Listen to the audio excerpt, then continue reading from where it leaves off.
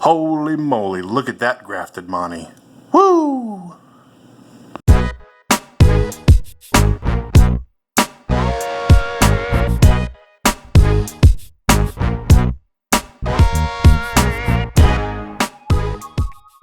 What's going on, everybody? So today I'm doing a tank update. I wanted to document the tank. I know I did a update recently, but I want to take a better look at the tank with a gel filter on 2 weeks prior to Reefapalooza, because, yep, 2 weeks before Palooza. Can you guys believe that? So Palooza will be right in my neighborhood, and a lot of this coral will not be here after the show. I'm most likely going to be getting new coral, so we'll take a look at that after the show, but I wanted to look at some of the coral before it goes, document it. Some of it might come home, some of it I might not want to let go, but either way, we're going to document it, and you guys get to listen to me ramble. So I do have some advice for you new guys and for you guys that might want to get into the hobby. Best advice I can give you is do not try to replicate somebody else's tank or somebody else's system. And the reason I say that is because if you see a tank on YouTube, on TV, at your LFS, and you say, I really like the way that looks, I want all the same type of coral in my tank, do not try to replicate their system. And by that I mean don't go out and get the same fish, the same coral, the same lights, the same pumps, the same heaters, because it's going to be different in your house. You have different air quality, different water quality, different husbandry on the tank. You know, you may spend an hour, but you may not know that that person really spends 4 hours a day on the tank. So best advice I can give you is if you do see a tank that you like and you want a similar look, definitely find out as much as you can about it, but do not try to replicate it. It's not going to work. I pretty much did that the first year of being in the hobby, and I struggled the entire year. So you definitely want to just do your own thing.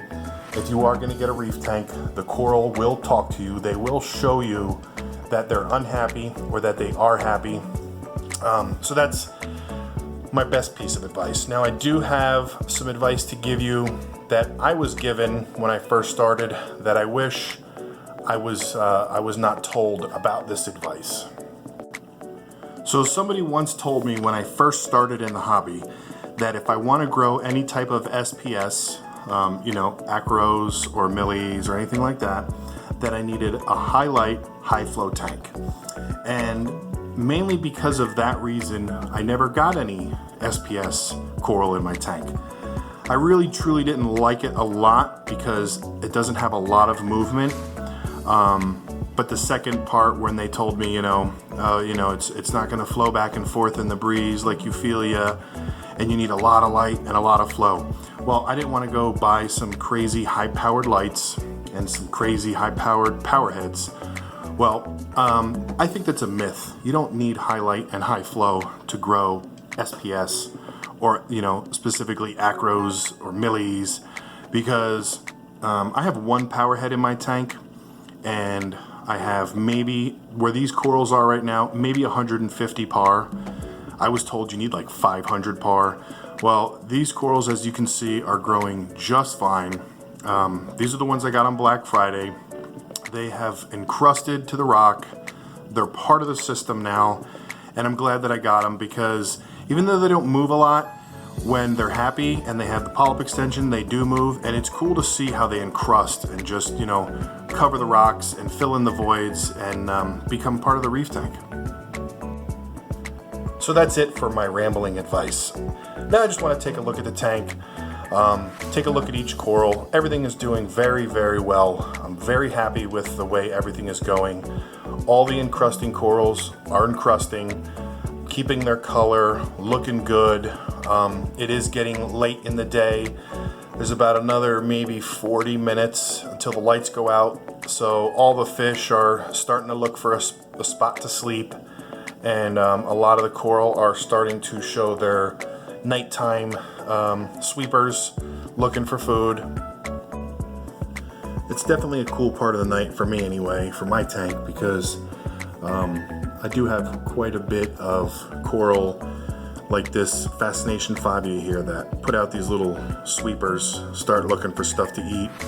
And it makes the coral look totally different. So, but the encrusting corals, like I said before, you could see this piece here is almost completely stuck all the way around to the rock, which is really cool. Now again, this coral is part of the system, and that's another coral that I didn't really like when I first started, was any type of encrusting coral, because I was very fidgety and constantly moving things around a couple years ago. Now I'm more relaxed and just let things be. And I definitely have noticed the more you don't fuss with things, the better off. Like this green and pink Fabia right here, I must have moved it 5 or 6 times when I first got it. What's up there, Mr. Chromis? And finally, I would say about a week later, I let it sit and didn't move it and didn't touch it. And you can see here now that it's flowing, just like that jack-o'-lantern in the back there. It's when I first got it, it was just a little tiny bump on the top, and you can see now it's completely covered the frag disc and completely part of the system, like I just said, just growing on the rocks and becoming a tank me. It's home now. And you guys know I love me the acans. This section of acans, there's gonna be some that are not gonna be here. Some will still be here. The big monster there on the back right, that one my daughter has actually named Bob. That coral's name is Bob. It's the only male coral that I have in my tank, and the reason I say it's the only male is because all my other coral are female, because they're beautiful, and I'm not the kind of guy to just walk up to a dude and be like, you're beautiful. So all my corals are chicks except for that one and this green frog spawn, as I like to call Froggy. This one's from Scott's tank. This one's a dude. This one's the Hulk. It's huge, super happy. Scott, look at the ridiculous color on this thing. If you guys look at the comment section, you'll see that Scott will agree with me. When I first started in the hobby, my Euphyllia was see-through, transparent, clear, barely had any color to it. Well, look at them now. These guys are looking awesome. Definitely full of color, changing color as well. I don't know if you guys can notice, maybe, let me see if I move my tripod a little bit. Okay, so when I first bought this frog spawn, it was see-through pink, had one head, see-through, and I mean you could see right through it. You could see the skeleton and the rock behind it. Well, now this thing is huge, and it is like so many colors in there. You could see that the tips, some of them are orange, some of them are purple, some of them are like a light blue, and the center is like an orange color, and the, I guess you could call them the tentacles on them, are pink, and most of them now are turning red. This frog spawn, I would think in about another 6 months to a year, will be solid red. Let me know if you guys have ever seen a solid red frog spawn. So, hopefully I am less than halfway through the video. Here's some more corals I want to take a look at. That blasto in the back there is just humongous. Somebody actually offered me 75 bucks for it the other day, and I said no. I know that a single polyp like this usually goes for about that price, but the whole bottom of it is completely surrounded with babies, and they are getting bigger. And if you guys don't know which one I'm talking about, is that one. That's a blasto. Look at how big this one here. Let me see, can I show you? This one right here, right there. That's a blasto. That thing is ridiculous. It's finally starting to change more colors. It used to be just green and red, but now you can see some yellow in it. And yep, up front here, the acans, fully happy.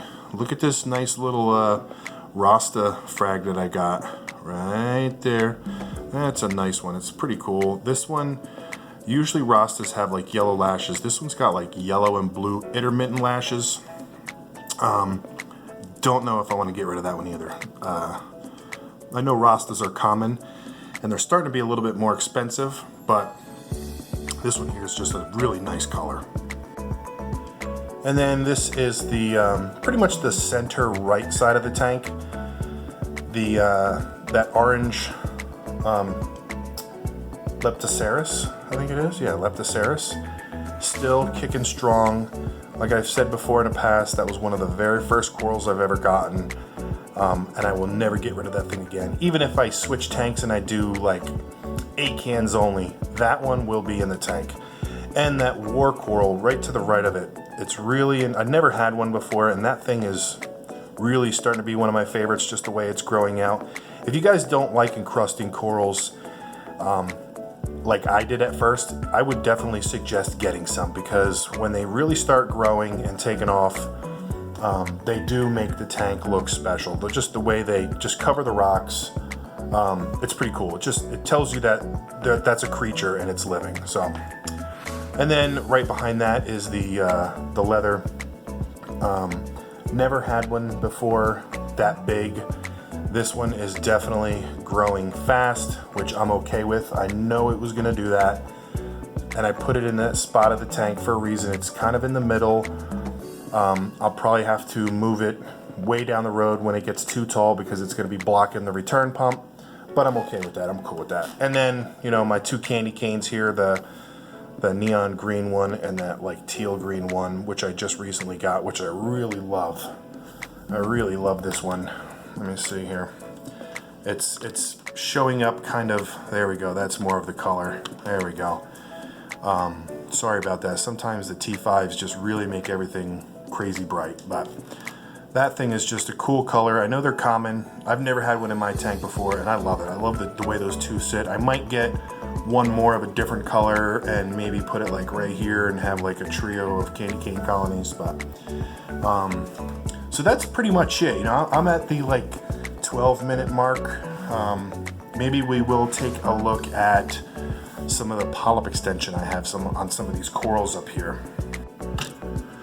So these are just the standard greens bird's nests. Again, it's an SPS coral, very easy. If you do want to try SPS, this is definitely one of the first ones I would try. When I got these, they were just little pieces. They're growing very fast, and they love the T5s. Let me zoom in. Yeah, I mean, look at the polyp extension on these things. Super fuzzy, super happy. Frag plugs are all getting coralline algae on them. They are definitely going to a happy home. Now this next coral, if you have stuck around this long, you're gonna wanna see this next coral. I was told that it's a Pasillopora. I don't know if it's a stylo, Pasillopora, you tell me. But look at how happy these guys are. These guys are extremely happy, super fuzzy, barely getting any flow. You can see that once in a while they get a little bit of a blast when the flow comes back their way. But again, super happy, super nice coral. And again, look at the coralline algae growth I'm getting. Awesome. I never really liked this stuff at the beginning because I didn't want it all over my glass, but I'm glad it's here now because the rocks are starting to look pretty legit and purple. But yeah, let me get a little closer look. Oh yeah, you can see there that that's what I like to call a happy coral. Reef Spy, if you're looking, check these things out, buddy. Tell me how good they look. Alright, so here's a little side shot of the tank. I think this is where we will end the video. Again, thanks for hanging in if you have hung out this long. If you did stay to the very end, let me know. Tell me what you thought of the video. I kind of just shot this crazy rambling on, and I know, like I said, I know I've done kind of a decent update last time, but I wanted to make it a little bit better. So thanks for tuning in, everybody. 2 weeks till Reefapalooza. Hope to see everybody there. If you're not there, I will try to get as much footage of the show as I can.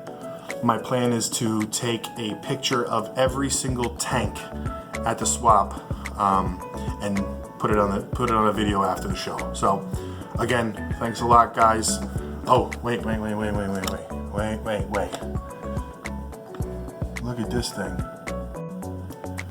Look at that big, juicy, fat, happy, obese acan. Ooh. Yep, that thing is ready for bedtime. So, again, look at the Coraline Houndy. Oh, look at that random zoa right there. That's a little lazy lash zoa, randomly just chilling there all by itself. Have no idea where it came from, but it's cool. It's part of the tank now. It's home, right? So, all right. This time I'm saying goodbye for sure. Look at that. Look at that. Look at that. Everything is looking good.